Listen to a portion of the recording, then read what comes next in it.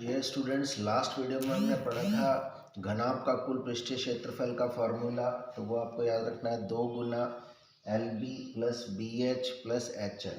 2 गुना लंबाई गुना चौड़ाई जमा चौड़ाई गुना ऊंचाई जमा ऊंचाई गुना लंबाई। इसी तरीके से कई बार हमें ज़रूरत पड़ती है घनाभ के 4 दीवारों का क्षेत्रफल ज्ञात करने की।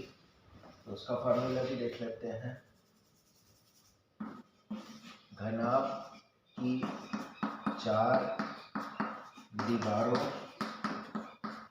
का क्षेत्रफल,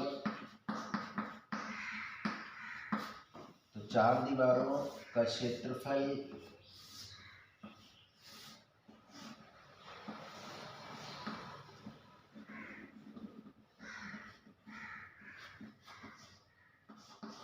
का मतलब है एक ये दीवार, इसका क्षेत्रफल, तो इसका क्षेत्रफल हुआ L गुना H। इसी तरीके से इसके पीछे है दीवार, उसका क्षेत्रफल भी हुआ सेम L गुना H। एक ये वाली दीवार है, इसका क्षेत्रफल हुआ B गुना H।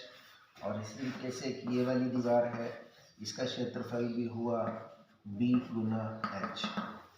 तो 4 दीवारों का क्षेत्रफल आपके पास 2 गुना L गुना H आ रहा है,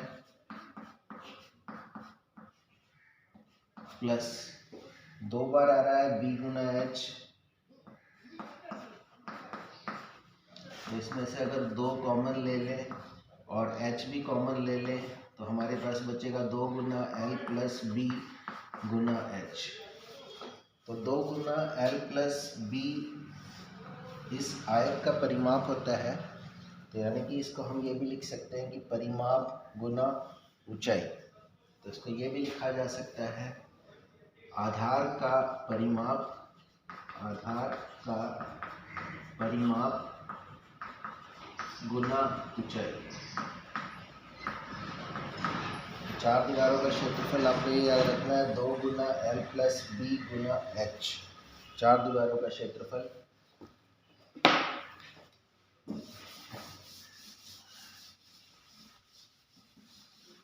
इसको हम लेटरल सरफेस एरिया भी बोलते हैं, lateral surface area of cuboid.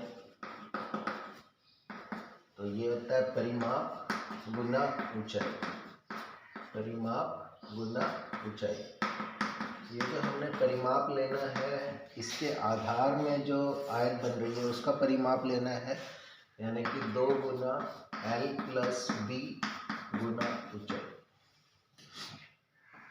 तो कुल मिलाकर हमने 3 चीज़ें याद रखी, 3 चीज़ें हमें याद रखनी है। पहला, आयतन, घनाभ का आयतन L गुना B गुना H। दूसरी चीज, घनाभ का पृष्ठीय क्षेत्रफल,